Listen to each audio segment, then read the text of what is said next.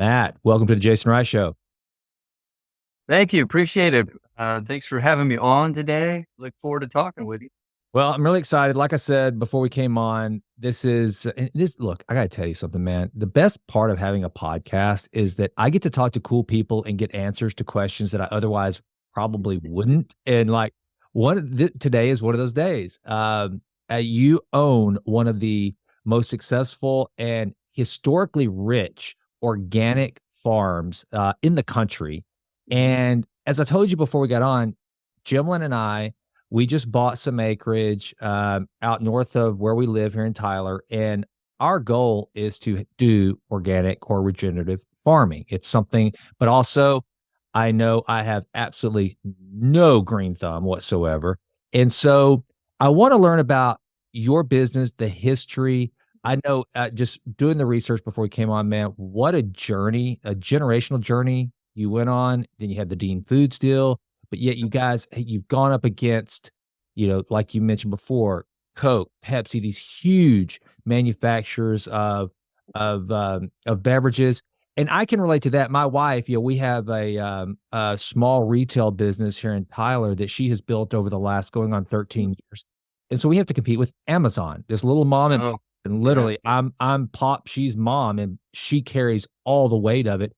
But we have to compete with Amazon to maintain relevance. So I can totally relate to that. And I grew up in a household of small business owners and entrepreneurs. And so there's just so many things that I think we're going to be able to cover. But let's just start out real quick with some history on, because I know that, Matt's Organic has a long history. So kind of bring us from where this began generations ago to the point where you are now chief uncle of Uncle Matt. So kind of give us a little bit of that history, Matt.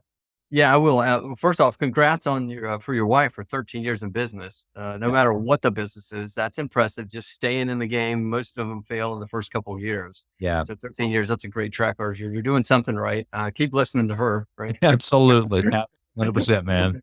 I do the same thing. My wife works with me in the business. I do a lot of listening with her. She runs the marketing and helps with innovation as well. So it's great. But yeah, for us, I'm a fourth generation. It was in my blood, right? I'm fourth generation Florida citrus grower. So it was pretty easy for me to make the transition of, hey, what do I want to do the rest of my life? I'd grown up around it, but I actually went to college to get out of agriculture.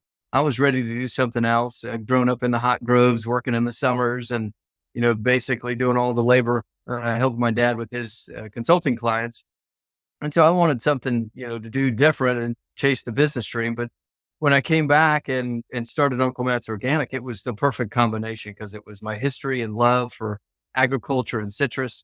And it was combined then with my business and entrepreneurial spirit that I got from the University of Florida and really what I had growing up.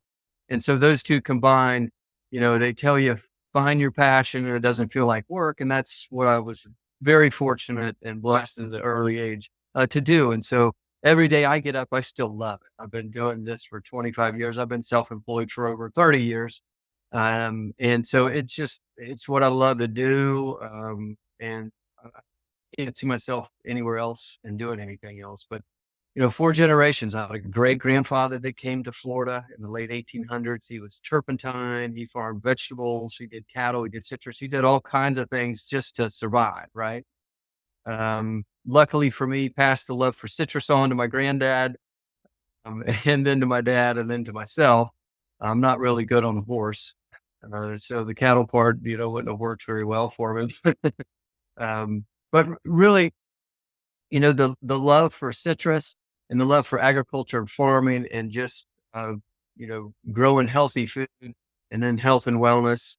It all just made perfect sense for me as we transitioned from generation to generation. And when I got out of college, I had a degree in business and I had an opportunity to do, some simple business stuff like selling software. I had, I think business forms was another job opportunity. And none of those really felt right to me. But then I had an opportunity with one of my dad's growers, one of his clients, as a citrus consultant. And he was a German gentleman. And he said, hey, I've got a lot of friends over in Germany that are bottlers. And if you can help me find grapefruit juice and orange juice from Florida, it's really, premium product, and we couldn't do a lot of business. And I said, hey, that sounds fantastic out of college to start an import export business, and I get to travel to Europe and have some fun. And so I was all in, Yeah. and I got to use the history. At that time, my granddad was still alive. Doing he and my father, they had over their course and lifetime, they had amassed 600 acres of citrus. Unfortunately, in the 80s, 83, 85, 89, it froze and killed all of it to the ground here in Central Florida. So they became consultants. And so they had a lot of consulting clients. And one of these German customers was a grower, and he was really good at selling. So he went up and down Germany and talked to different bottlers. And I went up and down Florida with the connections that my dad and granddad and just being in the industry. I went to the 35 plus processors and talked to them about, hey, I want to buy, not from concentrate conventional orange juice and not from concentrate grapefruit juice. And we put it on a boat. They would freeze it in 55-gallon steel drums. They put it on a boat. We'd send it to Holland, and then it would go down to the different bottlers in Germany. And that was really a lot of fun figuring that whole piece out. And I didn't know anything about organic farming at that time until about 96. So I graduated in 93. I did the import export thing up until 2000 after I started Uncle Matt's in 99. And I had one German customer around 96, 97 asked me for organic. And up until that point in my life, I had no idea about organic. And he said, I need biologic white grapefruit juice, Matt. And I said, okay. Mr. No, I have no idea what that is, but I'm going to go on a hunt for you. You're the customer. You're right, buddy. I'm going to satisfy you. And that's when I had the business aha moment. Everybody kind of has that aha moment. Mm-hmm. Hey, what is there an opportunity? Is there a market potential and demand? And that was it. There was no Tropicana or Simply or Florida's Natural. It was organic. And I fell in love with the farming principles of organic, going back to how we used to farm before pesticides were invented. More natural inputs, from compost to growing your own cover crops that you would use for nitrogen, staying away from herbicides and the pesticides just made sense to me. I'm like, yeah, okay, why wouldn't that work? Why couldn't we do it? And that's when I asked my grandfather at the time, we all gathered around as a family, and he just chuckled when I asked him, hey, can we grow organic in Florida? Pappy, and he just said, I was alive before pesticides really were invented in the 40s, and I can remember us farming and doing really well. He said, that stuff, those methods weren't disproven; they were just displaced by some new technology, based more around production than necessarily quality. And so he got a sparkle in his eye. He got that glimmer. He got that same aha moment that I had. And he just was like, yeah, this is it, man. You go back to organic farming, a lot of those principles he loved. He loved disking the groves. He loved growing up a cover crop in the middle of it. He loves, spraying with seaweed and fish emulsion and things like that and putting out compost. And a lot of those practices have just been replaced by ammonium nitrate and other fertilizers and pesticides that they were told were better. And to some extent, depending on what your end goal is, it was working for him. But he just said, the system and ag system had steered everybody into that direction. And it led to a lot of single factor analysis. When you're out there, if you have a pest, you get a pesticide. You don't ask why the pest is attracted. You don't ask why the tree doesn't naturally defend itself. And so organic was holistic, and organic was more of that. You really start with your healthy soil. Start with what is the soil lacking, and how do you make it, the synergistic. So when the roots are growing in it, there's plenty of mycorrhizae fungi that can then get all the minor nutrients that you need, and the little, anything from, selenium to boron to zinc, all those small things, molybdenum. The tree really needs that. It's no different than the human. If we don't have a lot of your minor nutrients, things don't, your full immune system doesn't work. A lot of different things can happen, right? So he was so excited. My dad was excited. And from there, I launched Uncle Matt's in June of 99 with just one little pulp-free orange juice SKU. And then off we went trying to, turn growers organic. My dad had, at that time, only 5 acres left of the 600. So we turned that organic. And off we went for Uncle Matt's. And the journey was fun. It still is today. We've got a whole lot of things in between that have happened. So I'll shut up and let you ask the next question. Man, what an awesome story. And the thing is, it's kind of cool too. This, you talk about a serendipitous meeting. So I'm right now, I have the capital raise sheet for some partners and I. We're starting a company called Authentic Health. The company's already started actually. And one of the things that we are, it's my co-founder, one of the co-founders is a guy named Dr. Gus Vickery. Mm, And his whole, as a physician, his practice for nearly 30 years has always been about managing the human system the way it was designed to be managed and trying to either help people defend against all the toxins that are in our water, our food, and all these things, and to try to supplement to help support in this toxic environment we live in, and along the way educate people on why it's so important to get the toxic foods and drinks and everything out of your body. Uh, right. and Yep. so it was crazy listening to you talk about how you farm to grow that tree with Mhm. the highest quality nutrients so that it can thrive, right, and produce the best produce, is exactly what you kinda touched on it. It's exactly our philosophy with how we wanna build this company to help people understand the human system and how to truly support it. Now there's some holes I wanna fill in there just because one of the things I like to do, Matt, on this podcast is get the entrepreneur's journey, which is never it's there's no such thing as an overnight success. It's just overnight we realize the success that's been building for, in your case, generations, right? Uh, so whenever the German guy tells you about this white whatever grapefruit, and you think, Yep. okay, you bet, I'll go do it. I'll source the means to create this. Take us through because that went really quick, and I know it couldn't have been Yep. like how did you, as an entrepreneur, start to do the research and not only figure out what this was, but how you were going to actually make a viable business out of it? And what were some roadblocks you hit, and how did you overcome them to the point where Yeah. you got that? As James Altucher always talks about, getting that one sale. You got a Yep. customer. He said, "Go do this." So, kind of take us through some of the bumps and the ups and downs of that Oh, part of it. absolutely. That's a fun journey, right? So when you have your aha moment as any entrepreneur, you're like, "Well, this man."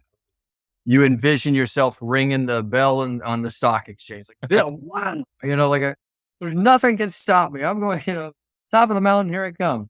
And then reality sets in, like, "Whoa, I know nothing about just first step. Like, what do I do from here?" Right. And I didn't. I knew how to source the product. Like, okay, I can find organic fruit, and I knew how to process it and get it, turned into actual juice. And then I had to figure out, I had to find a co-packer, who could actually then bottle it for me. And then once I could figure that piece out, okay, who's going to actually buy it? When you go to that co-packer, the co-packer's got minimums. So he said, okay, I'll run it for you. I'm certified organic. I'll do a run for you. But the funny thing is, this guy was also a friend of the family. Um, and he was a very wise guy. And he gave me some really good advice at the time, which was like, this is a disaster and you're going to lose all your money. And do your parents know that you're here sitting in front of me with this wild, crazy idea? Um, but what he didn't know is that, I had a passion and I felt it was my calling. And it really, I was just, I knew that if I stuck with it, I was going to have a product that was really good tasting compared to what I thought was out there. And I thought that, you know, this is what I was supposed to do. And there really would be a niche there long term. So I persevered through that piece, and I knew, all right, I had 600 cases I had to sell because it's refrigerated, it's perishable. And so in about 2 weeks, I'm going to have not enough shelf life on this thing where a retailer would want to bring it in and put it on the shelf because they have minimum dates. They want at least 30 days so they can turn on the shelf. And so it immediately was one of the most difficult products to start. It wasn't shelf stable. Most of the shelf stable products, they have a year shelf life. So you have a lot more time to get out there and sell it from run to run. So I didn't do myself any favor in the beginning. So I knew, okay, if I got to sell 600 cases, who am I going to sell it to? So I needed to go out and get stores signed up. So I started right in Orlando, Central Florida, in my backyard. There was Gooding Supermarket. And at the time, I think they had a little over 20 stores, and that plus or minus. And then there was Chamberlain's, which is a little health food chain, and they had about 12 or 13. So between the two of them, that was a start. I make it, I knew, okay, I'm probably not going to sell all of it. How much can I afford to lose? That's the other thing as an entrepreneur. How much are you willing to lose? You Yep. need to go into business saying, if I'm not successful, what's my tipping point before I would go bankrupt, before my lifestyle's ruined, my family's ruined. I was fortunate at the time when I started that it was just me. And I was okay if I completely went bankrupt. Right. I wasn't, but I knew that it would just affect me and I could overcome it. I didn't have a wife or kids. It wouldn't devastate their lives. So whatever I did, I was solely responsible for it. And I was okay with that. And I also still had my import export business that was paying the bills. So I had something else to fund it. And so it was an easier risk for me to take. And I knew like, okay, if I lose this amount of money, I'm okay. But here was my amount that I was going to lose. Fortunate for me, I went out, I got Goodings, I got Chamberlain's, and I found a good little broker, a food broker that could help fill in a lot of other small natural food stores in the Southeast. So the little Chamberlain's market that was next to me, there was probably another 300 or 400 little mom and pop natural food stores like that up and down the East Coast that this food broker was going to go out, and he quickly started getting placements and got us to a higher level. So when I ran 600 cases for that first time, it was great because I got most of it sold and most of it out of there. One little funny story, the first big promotion I did with Gooding's Supermarket. And, I just thought like, this is it.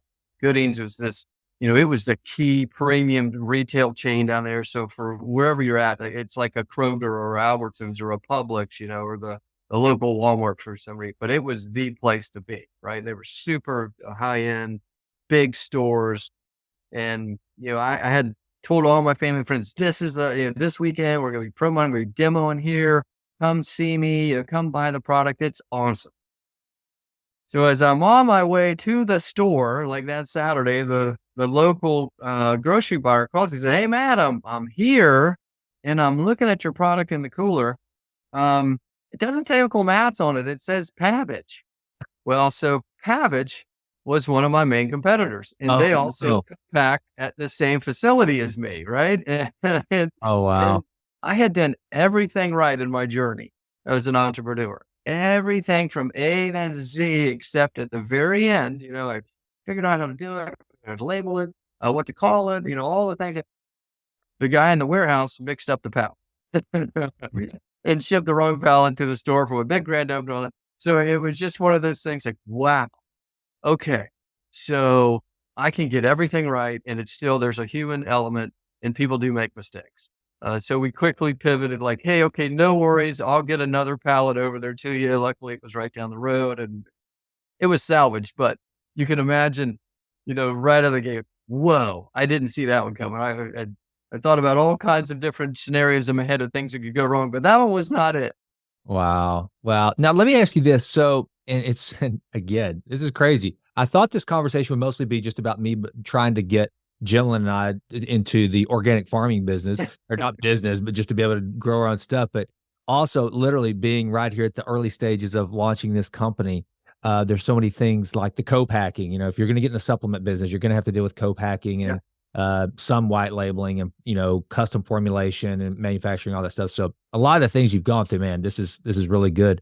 So so that was a snafu that you couldn't overcome, but you did, which, by the way, it kind of reminds me of the story of Sam Walton when he opened his first store and there were like watermelons blowing up in front of the right. the Walmart on its opening day.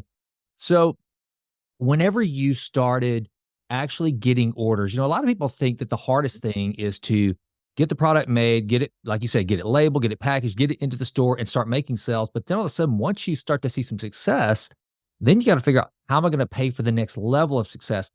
What was your, were you bootstrapping this? Did you bring on investors? Was the company able to kind of to support itself in those early days? what were you doing from a financial standpoint to make sure you didn't go broke and you had the money to keep the business growing to where it ultimately became where it is now? So initially, I got a $20,000 loan from my parents Wow. when I started the little import export business, Yep. and then got Uncle Matt's going. I got the company large enough on the import export where it was able to make a pretty good profit. We were doing a couple $1 million in sales, just selling bulk juice to Europe and the Middle East, which was great. And so I was able to plan. I was a finance major in college. And so that gave me enough knowledge to be dangerous about, how to finance a business and how to grow it. But it did, you really, cash is king. They tell you that. So as you're growing the company, I think the good and bad news for me is simultaneously was the good news was I didn't have explosive growth. By the time it took me 2 years from that, date with Mr. Noy, in that conversation in Germany to finally launch Uncle Matt's in 99. It took me a while to figure it all out, to really realize like, gosh, do I want to do this? I mean, this is a lot of unknown that I don't know. And I had one of my close friends in the industry. He sat down on me at dinner, and I'll never forget. He's like, "Man, you keep going back and forth on this. Well, I'm tired of listening to you talk about whether or not you should do this Uncle Matt's thing." He goes, "At this point, you owe it to yourself to try and fail." Yeah. And I was like, "God, yeah, you're right. I've done so much research. I've done so much. I owe it to myself to try it to see if it would fail." Mhm. And that was kind of the last push, the shove that I got from a close confidant, to like, yeah, you're right. I need to go at least try and fail. I've done all my research. I knew there was some, opportunity in the market. Well, in that 2 years time frame, I had two other competitors jump in front of, and they were big. Pavich was a big organic grape grower, so they could quickly get it out into their produce network. And then Horizon Organic, which is the largest organic dairy, they also realized the great opportunity and hopped in. But I was young and dumb, and I'm like, yeah, I'm not pulling out now. I'm just going to go ahead and plow forward. Well, eventually, Pavich and Horizon got out of the business because they weren't, they didn't have enough supply. They weren't rooted in the growing side of it. And that's what was our competitive advantage, is that I could go out in Florida, and with our grower connections, we kept converting, they kept converting growers, and we were the caretaker, the agronomist, my dad and brother, the agronomist, and we took care of all the growers. We got them certified. We did everything from A to Z with them. And so it was a nice model that helped me really grow and build our own supply. And then we had citrus greening show up in 2015, and it changed the entire model again in business, which is where we're at today, reacting and changing our course from a supply standpoint because of the difficulties with citrus green. I gotta believe that you're seeing some growth now because people seem to be much more keen on not only just organic, and that's one of the things that my business partners and I talk about is that with precision medicine is that people are more open now to organic and holistic approaches, precision medicine, as opposed to where it used to be kind of woo woo and, Yep. only the granola people out there eating the organic and whatever. Now it's like, yeah, you're missing the boat if you don't really understand the impact. So I gotta believe that's helped you. Has that caught and I've gotta believe that's brought more competitors into the space beyond those first couple you mentioned. So how are you able to maintain a competitive advantage in also a time that just, the business landscape, man, it seems like, Matt, that like anything that's logistics and growing, whether we're having logistic issues or not, Yep. or an economic Yep. crunch or not, dude, you're relying on nature to provide your manufacturing in a lot of the Yeah. cases. How have you what have been some of the challenges as organic has grown in popularity, it's become more acceptable, and just the overall economic conditions that we're operating in now, how have you had to adjust, and what have some of the challenges been to continue growing and keeping up Right. with the scale that you have to endure? Yeah. I mean, so you're spot on. The health and wellness trend has continued, right? And so from when I first got it in 1999, most of my sales staff, when I would sit down with a Gooding supermarket, Publix and those types, it was about organic. What is organic? Why you need organic? How they farm organic? The premiumization of why organic was important. And my deck was mostly that, convincing the buyer that this is going to be a real trend. And I would show them what was happening with organic baby food. Mm. That was the one thing that really was the first mover. And then also organic, spinach and spring mix and all those two things really showed them, oh, okay, it's real. There's a consumer, and it happens to be that young mom, which that is like the key customer. You don't want to lose. Any supermarkets like, well, we don't want to lose that, that concerned mom to any competitor. So they would take notice of that. So fast forward to today, I don't even have one slide in any sales deck that talks like, what is organic? Right. It's just widely accepted. Everybody knows it, but it still is 5% of the overall market. It's still really small. It's crazy. And part of it is just, there's some consumer confusion around what still is organic, and also some supply, supply constraints. And what I think for us, the biggest issue was always just, do we have enough supply? Do we have enough supply? Do we have enough supply? And so we would turn people organic, and it takes 3 years from the date of your last prohibited substance. So when we got into a conventional grow, and while it would be beautiful, man, this thing's, producing 700 boxes an acre of oranges. We need it like yesterday. You need to wait 3 years to transition it. Wow. So it was a long-term, we were planning and putting it into the pipeline. So you couldn't have, we can't like, hey, we're growing 1,000% every year. You couldn't supply. So we've always been chasing good, consistent quality supply. And then on top of that, when greening showed up, up until 2015, we had amassed about 1,500 acres over 3 different counties here in Central Florida, what we call the Ridge, Lake County, Polk County, Highlands County, and probably over 35 different growers. We had a team of 20 on our agronomy team that would go out and do all the caretaking and everything. And it supplied all local mats. We didn't source from anybody outside of our network. And then greening shows up. I had private equity as a minority partner that would help us grow the brand and help on that side as the company was, I could see like, hey, I need more expertise. We're not just a mom and pop company anymore. So in 2012, we took some private equity money that really helped us, and they joined our board, made us more professional. We found institutional money to come in and help us buy grows. So I had institutional investor that would have helped us buy 5,000 plus acres, which was fantastic. So I had it set up on the supply. I had it set up on the branding side. And then the little bug shows up, citrus greening, the psyllid. And I start noticing like, hey, our groves are not looking as strong.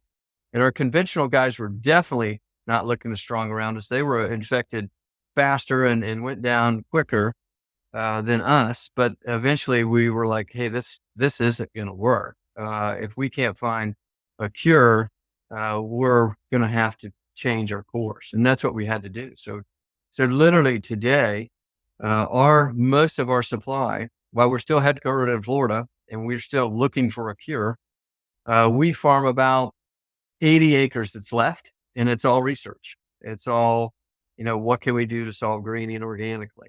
They haven't solved it conventionally either. We get most of our supply now from southern Texas, east coast of Mexico, and California for our citrus. We hope that, that's hard for a 4th generation Florida citrus grower to say. Yeah. But it's really good. They're still really good growers. We have really good connection and partners, a lot of father, son, multi-generational farmers, which is great. And we tell them what we've learned in Florida and try to combat it in their different regions, so they don't have the same issues that we do. But it's part of business, part of trying to survive. It's, you strategically have to always stay ahead and ask yourself, well, what if this happens?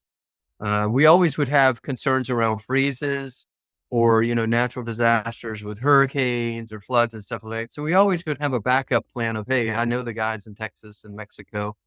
And so in case I do need them from season to season, But when it did actually happen, like, oh no, this is not going well. Those relationships were already built as backup plans. And so it was a fairly easy thing for us to start working with them and importing it to Florida. And now we have moved our facility, instead of co-packing in Florida, we now have our own manufacturing facility in Texas. Okay. So we have completely changed the business model yet again. So, Are you down in South Texas? so not South Texas. We're actually just west of Dallas, Fort Worth. Oh, okay. We're not Yep. far from me then. You Okay. you can come visit me out in the little town of Mineral Wells. I know right where Mineral Wells is. Yeah, Yep. absolutely. Well, that's good. Well, A little lovely tumbleweed town. We got a great partner out there. We have co-located our bottling facility and his water facility. So it's awesome. well, as a fifth generation Texan, that does my heart good to know that Texas is playing its part in Yeah. Uncle Matt's organic. That's fantastic. And that's one of the things that just as a business curiosity, Huh? you've taken on the private equity and the institutional money, which is always a tough decision. I know that Yep. because you know Yep. you lose, like you said, you gave up a board seat, but it Yep. sounds like it worked out well because you had some good PE guys that came in, and that was a net positive. But also, you're giving up some control, you give up some equity, and Yep. all the like. It's always tough for a founder in particular to do that. But it sounds like it kind of gave you the bandwidth to be able to make this transition, because there had to be a financial hit whenever you're making this slowdown, this transition to kind of Yep. trigger those backups. So I guess my basic question is net positive on bringing in the partners versus trying to Oh go yeah. alone. We probably would not have survived the whole grading fiasco if we didn't have our private equity investor in there, because they had injected cash into our brand to help the brand grow, and instead it actually went to saving the brand from from the farming side aspect of what we were doing to be able to help us pivot to other suppliers. Okay. But they were great. They were great partners. They were patient, very patient with us. Greenmont out of Boulder, still really good friends with the board members that came on. Yeah, I'm familiar with the Um, guys. My daughter graduated from CU Boulder, so I'm familiar with their team. yeah, Yeah. yeah. So they were very helpful. Just took our mom and pop company, helped us with KPIs and key performance metrics, and really looking at managing cash flow and just good blocking and tackling on the business side, plus helping on just branding and things to think about and do. And they had a real passion for organic farming. So they were never looking to get out, ways to get out. They were looking for ways to get through it Yeah. with us, which was great. And so when it came time, they had a 5-year kind of window on most equity. It does. Yep. 2017, we looked at, well, what are we going to do? We were looking to replace them and find kind of the next great long-term group. And we were evaluating our business, and it was pretty rough with greening and what were the next steps and the best things for our family to do. And we just decided, hey, you know what? We're not getting a ton of great offers to replace the minority stake. People want to buy the company. And we made a tough decision, but it was the right decision to sell the company. We sold it to Dean Foods, who was the largest dairy at the time. They were publicly traded on NASDAQ, $8 billion with a B company, 17,000 employees, 70 plus plants across the US. And so I stayed on with my wife for 2 years. I had a 3-year deal with them to just kind of help transition. And I wanted to be a good steward of the brand. I wanted to make sure that our growers were, still in line. And as we transitioned to the next stage, what that looked like with a much larger partner. And they're a very good partner. They were out of Dallas, Dean Foods. So Yep. I flew to Dallas every month to go meet with upper management. I was one of the top 40 leaders because of the small little company that they had bought in Uncle Matt's, and I learned a lot from them. They tried like heck, but unfortunately, they couldn't get out of the tidal wave of plant milk that was coming with the dairy, and they had a lot of assets. 70 at the time, 70 plus facilities, and they didn't have enough volume going through them. And so, unfortunately, they filed bankruptcy. Yeah. And I would have never have guessed that when I sold the company to them.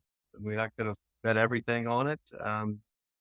But we were, took that opportunity to buy the company back.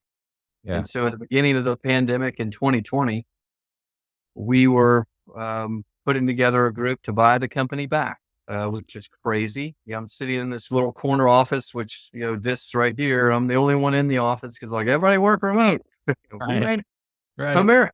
Humanity may not come out of this, but I'm here Right. pulling, pulling the wagon for Uncle Matt's. And I think we're going to buy the company back. And I'm just sitting there with my wife and I going, is this wise? Do we want to do this? Like, we haven't got to, are people going to survive? Like, well, Right. but we love the brand. We love what we do. And I said, let's try it. Let's at least put a bid in. And that's what we did. And at 4 a.m, my wife woke me up and said, "Hey, honey, guess what? You're getting the company back."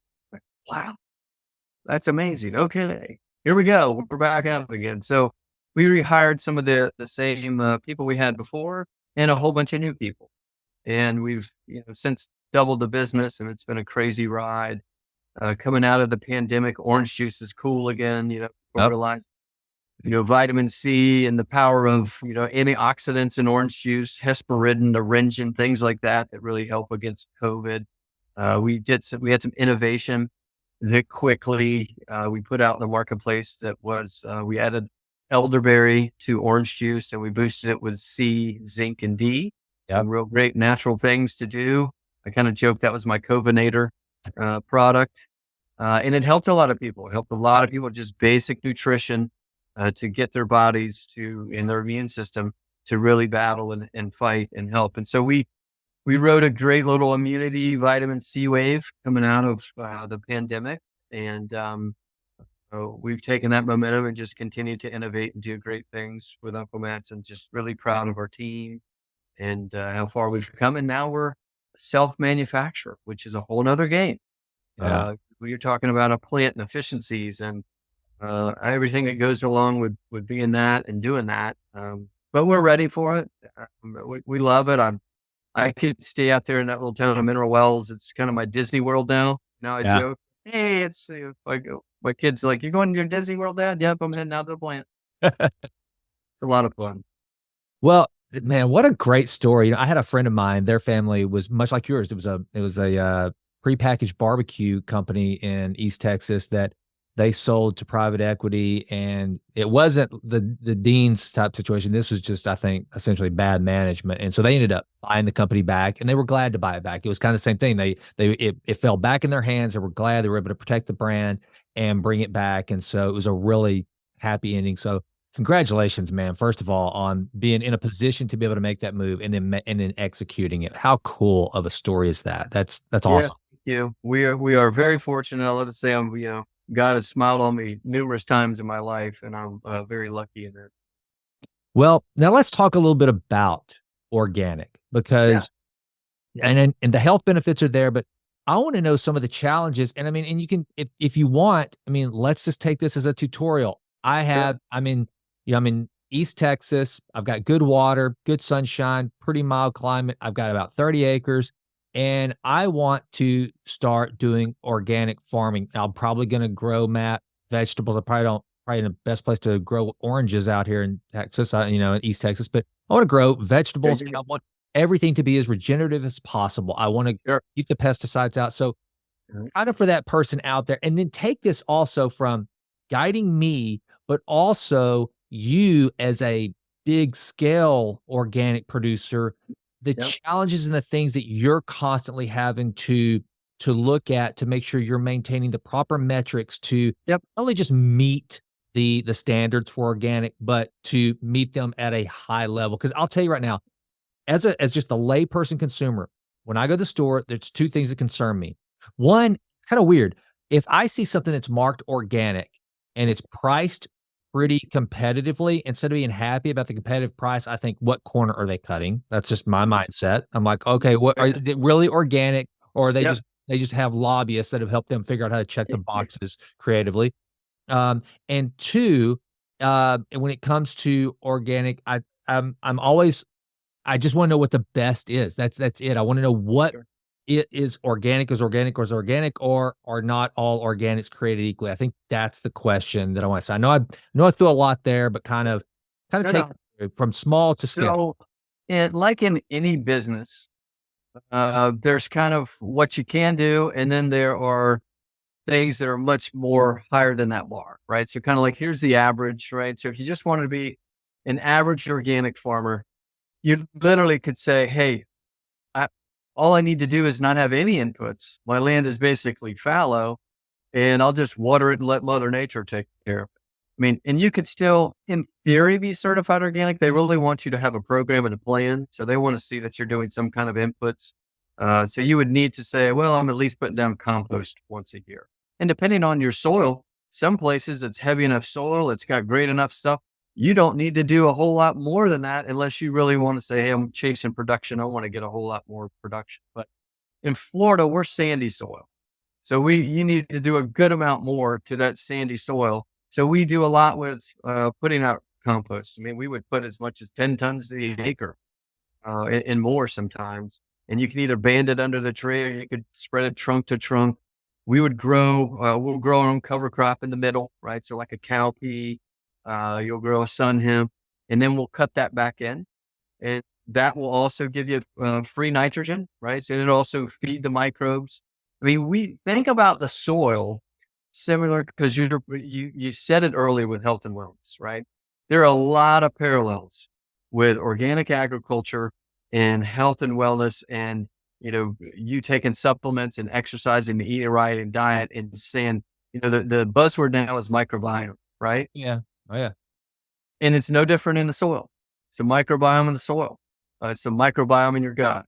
And, they're seeing more and more things are started in your gut. And if you don't have the right microbiome, you don't get things that go, all the way the access to your brain, Yep. to turn on your immune system, to help battle inflammation, all those things starts with your gut. Yep. And then it starts with what you feed your gut, right? Right. So same with the soil. It's literally the same parallel. So you start with a good soil analysis.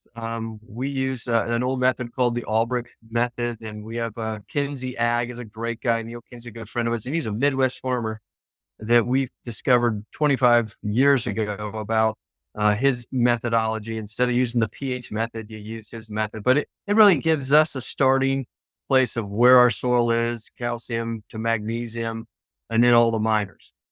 And then you look at organic matter. So organic matter is how much water holding capacity the soil has, how much nutrient capacity the soil has that can hold. So when that root grows into it, there's something there for it, right? So it's not just, hey, this is a palm tree in the sandy soil of Florida, right? Right. So, we'll have really low organic matter down here, 1%, can you try and get it to 2%, and then there's places that have much heavier soil. They have 5+%, 6, 7, 8%. So they just need to be able to release it. And you got most of your nutrients there for the tree if you can get it to release correctly and be synergistic with the soil. We find, you asked what's some of the biggest limiting factors with organic right out of the gate. And now we're in a subtropical climate in Florida. But whenever we would transition somebody, it's like, okay, we're going to warn you up in advance. You're going to have nightmares about weeds. Mm-hmm. You're going to have nightmare about weed control because, you're used to napalm in the ground, trunk to trunk. And just, if it's a weed, we want it to be killed. Right. And so you've had to change your mindset that not every weed in there is an enemy. A chunk of them can be friends because, they help when you disc the growth back in. Release biology and feed biology naturally in that soil. They'll attract pollinators when they bloom, some of the plants that are growing there. So you first need to change your mindset on that. Your grove is not going to look like a golf course. You're going to battle some weeds, and that's our most expensive thing is battling weed control. There isn't a great organic herbicide that works systemically like what Roundup does. Right. But at the same time, Roundup is toxic. Yep. It's been shown to be, a cancer. And so that's glyphosate. Mhm. That's the key ingredient there is glyphosate. We're glyphosate residue free. We get certified by the Detox Project. We go beyond just organic and get it certified as glyphosate residue free. But so those are one, you're gonna always think about weed control. So on your 30 acres, you can do some spot spraying with some stuff that's like a hot vinegar mix. Yep. And it'll be a burn down. And that's probably good enough for you to go around and spot spray and do things like that. And there's we do herbicide trials, organic herbicide trials down here all the time. My brother trying to get it a little bit better and a little bit better. But at the end of the day, we're still out there with a weed eater or hand hoeing the big clumps of guinea grass that get around the microjet sprinkler that will, prohibit the water being spread around the tree effectively. So, weeds are number one. Then after that, you'll be surprised for your backyard gardeners, your backyard little farmers. It's been amazing to see what Lowe's and Home Depot have done on a national level now, just going into their garden center. Mm. And, if you got a good local garden center, go to them, support the little mom and pops. But if you don't have a good local garden center that's got organic certified products, you'd be surprised what's now in the Lowe's and Home Depots nationwide. And look on their label. It'll say OMRI listed, which is the Organic Materials Review Institute. If it's got a little OMRI seal on it, that's a nice thing, like, okay, this would be approved for any organic, if I was using it from Clements or for you using it in your garden. Okay. And there's a decent amount of little like derivatives of neem oil to spray for pests. There's some insecticidal soaps, that will help against stuff. You can, even do, elemental sulfur that will deter pests. So there's some things that if you're a vegetable farmer or a fruit grower, there's some things you can do against the common pest pressures that you're going to have.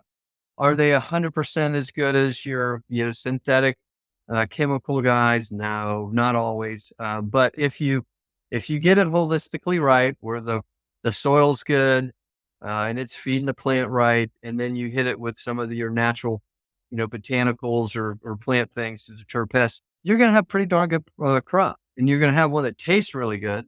It's going to be really nutrient dense, and that's what, from our standpoint, all the way back to my grandfather, he's like, what is our goal as a farmer? What is our goal as a grower? It shouldn't be just production. I want to grow more and more boxes per acre. That's great. It does ring the cash register, but at the same time, it's really about nutrient dense. That's it. Nutrient density. Yep. What's in that piece of whatever you're growing? How do you make it the most nutrient dense? And you can tell from just a Brix level. Brix is natural sugar. So like an orange would be, on average 11%. If you're doing organic and you're doing really good practices, it could be 12 or 13% natural Brix. And so what has that got? It's got more vitamin C. It's got more antioxidants. It's got more of your miners in there, that when you eat that piece of fruit down there in your microbiome, it goes, wow, okay. I haven't had, selenium or molybdenum or some of these miners in a long time. Yep. And guess what pathway that turned on in your body? Well, now that battles inflammation better. That helps your mind concentrate better. I mean, all those little things, you'll get higher antioxidant content. That's proven in organic research studies. So like blueberries, they showed you have higher antioxidants in that blueberry. And what does that do when you eat it? Well, that helps your body fight disease better. Right? The higher the antioxidant level, the higher the load.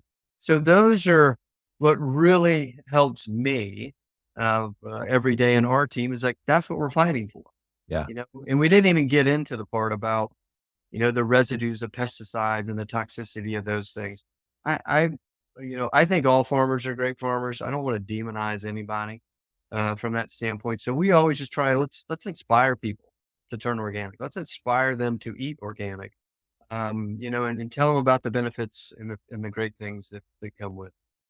Man, this is such an awesome conversation. I got to get you on with one of my Authentic Health Fridays with Dr. Gus whenever we do those episodes, because we've got to make that happen. And one of the reasons that I just really perked up is because what you just described with the nutrient density of the food is, so Gus goes and does a lot of mission work in Uganda, and he works with a lot of children over there. And one of the things he's come back, and that's one of the genesises of our company that we're starting. He's like, when I go over there, he said, if I could just formulate something help sustain them. Their food is nutrient rich. They just don't have the volume. Like Uh, they don't have the volume of calories. They do have good nutrients, but they don't have enough calories to sustain. right, You come back to America, we got all the calories and then right. you could ever ask for, but we don't have the nutrients. And Yeah, so they're empty they're calories. empty, exactly. It's just mass Mhm. quantity. And so what he has formulated, which will actually be out here in about 6 weeks, is basically a foundational nutrition to supplement. So basically, if you're just eating the standard American diet, which hopefully you can improve upon that, but this is something to give you that foundational nutrient density that you need, Yeah, because that's what a lot of people and it's getting them in this mindset. Like one of the battles from a marketing standpoint that I could imagine in your business you face all the time is one of the things that we're going to deal with is that getting people to spend the premium for organic and getting them to understand by spending that little bit of premium, the long run savings for right. inflammation and different meds and all these Yeah, different things, it far outweighs it. But again, it's just getting people in this mindset of, an ounce of prevention is worth a pound of cure is one of the things we're going to have to get to. And that's why I love talking to people like you who just, you understand this from mhm, the body's functional standpoint, because, in America, our healthcare system is not healthcare at all, right? It's sick. mhm. That's what it is. It's built around sick care, and it's great. It's wonderful for keeping people who are Right. sick alive, but man, Great for treating the symptoms, yes, but not really preventative and going after the cure, that's right? right. That's right. But I think Yep. that companies like yours are only gonna grow and prosper. That's why we feel like we're entering the market with what we're gonna be doing at the right time, because people are they seem to be more accepting of the fact that, hey, I want to take care of this problem before it happens. And then you got celebrities like, Peter Attia that Yep. has, made all this stuff. And then you got Matt Camberline, who was on my show, who shared a lab at one time with David Sinclair, who, Sinclair's had some issues here recently. But nevertheless, you got these people, you got the general population that I guarantee you, that's why I was so excited to have you on, that Mhm. are excited to hear a conversation between me and an organic farmer, because Yeah, people are yeah. waking up. I truly believe that. And you can do this in your backyard with your organic vegetable garden. So back to your question, like, so how do I do it? Right. Yeah. You can go to that local garden community, that shop, or the Home Depots or Lowe's, and you can buy organic compost. And if That's you what I was can't gonna find ask you about organic, too. Yeah. you can at least get like a composted manure or a mushroom compost, some kind of compost. Fill up your 4x8 box, right? Just get the 2x10s and make it draw 4x8, put a little weed mat down below it, and then dump all that compost in there. You Okay. don't have to overthink it. Just dump that in there.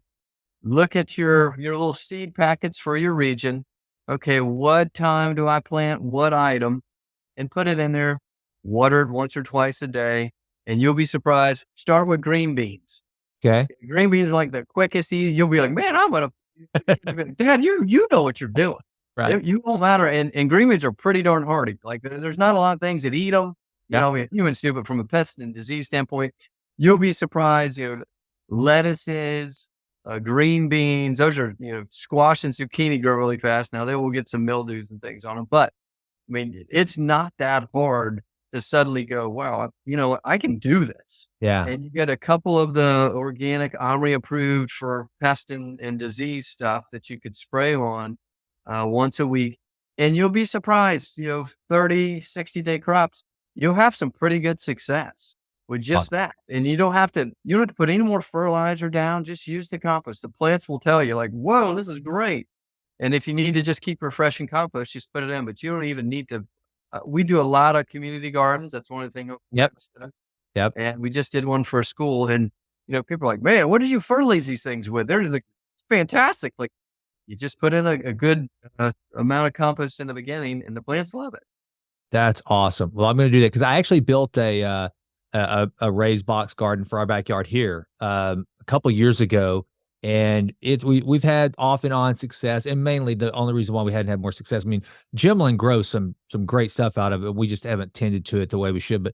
But now I may just clear everything out and just go back with all compost and do that. Just keep it simple because I probably overcomplicated it. And check with, I mean, I'm sure Texas A&M will give you a whole list of things for your region from fruit trees that you can plant or not plant. Yeah. Because, I laugh all the time here in Florida.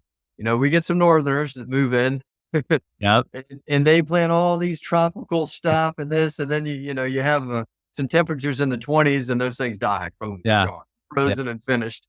So just be careful of what you do plant from fruit trees and varieties, because parts of Texas can be pretty harsh in weather and climate.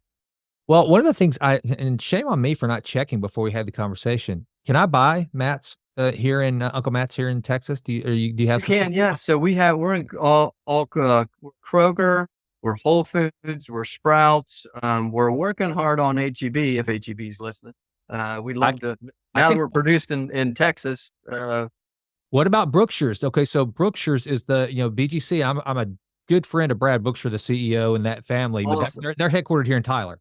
Yes. So we are presenting to Brookshire's. Actually, we're going through the review process with them right now. If you want to send a nice little note to the CEO, I would thank you greatly. And I would love to have him come down, and you and him come down, and you can take a tour of the facility. We'll have a good time together. Consider that done. I'm going to text Brad as soon as we get off. And let me tell you something, Matt, there's not a better family you can do business with. They are, Awesome. they Yeah. are, much like what and I'm sure this will resonate with Brad. I would think I think they're in their sixth generation as well. Wow. Sure. I mean, it's phenomenal company, phenomenal family. They have done so much, not just for Tyler, but all of East Texas and Louisiana. I think now they're up in Arkansas. They keep growing. Wonderful family. I will be happy to do that. And then actually one of my mentors is a dear friend of Mr. Butts. So, Oh, wow. so Okay. I've got a good bank shot connection with Hey, HEB, but Brookshire's, man, that's gonna be fun. I will I'm gonna say we may have to change the picture on the label if you're able to do some of these things for us, right? I mean, there can you and your family buy whatever kind of tree you plant in the backyard. We may need to rethink this marketing. You got it. Well, I tell you what, yeah, just put a little note down there, brought to you by the Jason Wright Show, or so. I love it. We'll We will absolutely scratch each other's back. That's another life lesson in business. Never burn any bridges because everybody's connected somewhere. Isn't that the truth? And man, that's the cool thing about this little podcast, dude. I've had, like I said earlier, I've had more serendipitous engagements and meetings from just bringing people together right here. It has been the greatest blessing that I never expected. As the show's grown, it's like all of a sudden, like it's nuts. So that makes my day to be able to make that little connection for you. And again, I would do it for you as well as just I'd love for you to do business with the Brookshires because they're just awesome people. So. And the other great thing about that is in the little town of Mineral Wells, Brookshire's just bought one of the supermarkets there, and now it's a Brookshire. Yeah, and you can't buy our juice. The only thing there is Brookshire's now in Walmart, and we're not in the Walmart down there. So people are like, where can we buy this juice? There we go. It's like the best juice you can't find in Texas out here. So. Well, all right. Well, I will put the plug in right now for Brad Brooks with Brad as soon as we get off. And man, this has been great, Matt. This has been so fun. I think we've covered a lot of ground. And so let folks can people order? I mean, it sounds great. Do you have to, can you order your cheese? Like, how do people keep up with you? And if they've heard this conversation, the best thing, just go to unclemats.com. Okay. We have a store locator, so a product lookup. So you'll put in your zip code and it'll tell you to the store if there's something nearby. Okay. So that would be the easiest. Just go to your local store and buy it there. If for some reason you can't find it, we're in probably 15,000 plus stores across the U.S. You can buy us from Hawaii, Alaska to Maine, to even down in Puerto Rico. So we're in most of the stores. Texas is kind of an interesting bird between HEB and Brookshire. There's a little bit of a donut for us there. Yep. But if you can't find it there, we also ship. We will deliver DTC. It's substantially more than if you can find it locally because of the freight and having to keep it refrigerated to ship it out. But we'll gladly give it to people anywhere across the continental U.S., whether it's at your local store or we ship it to you. And then we have multi-serve, 52 ounce. We have 12 ounce. We have even little 2-ounce shots. And we have juice boxes, kids' juice boxes that are aseptic that they can take with them anywhere. So. Awesome. Well, I think your product is perfect for Fresh by Brookshire's. I don't know if you're doing for the whole thing, for the whole chain, but Fresh is kind of like or I say Brookshire's version of Central Market. Yeah, Uh, absolutely. and it competes head to head with Sprouts. We do have a Sprouts, so I could probably go to Sprouts and get some, but I like to keep my bit. I'm so glad Sprouts is here. I love them. They're helping the Tyler economy, Absolutely. but I'm loyal to BGC. So therefore, Awesome. maybe that'll be another reason. Hey, you know, Brad, Yep. they've got this competitive advantage down the street. So, all right, brother. Well, Matt, this was so fun. Thank you for coming on, man. I really appreciate this. Yeah, likewise. I always enjoy talking to people that have a passion for life and health and wellness. In agriculture, it's not often you can get all of those together, and this was it, man. So that was really cool. And we're gonna make a date. We're gonna see each other in Texas. Let's do it. You say when, man. Let's keep in touch. I'd love that. Awesome. Thanks, Take man. care, man. Have a great day. You too. Well, that does it for this episode of The Jason Wright Show. Thank you so much for listening. This has been a Texas Titan Media production. Fourth Wall did the music. And as always, thank you so much for listening. Please consider going out to jasonwrightnow.com and signing up for the Vitruvian letter. Also, please go out to iTunes. It takes like 30 seconds to just leave us a 5-star rating. It does wonders for the podcast. I would be so grateful. And with that, until we meet again, go crush it and endeavor to improve always in all ways. I'm out.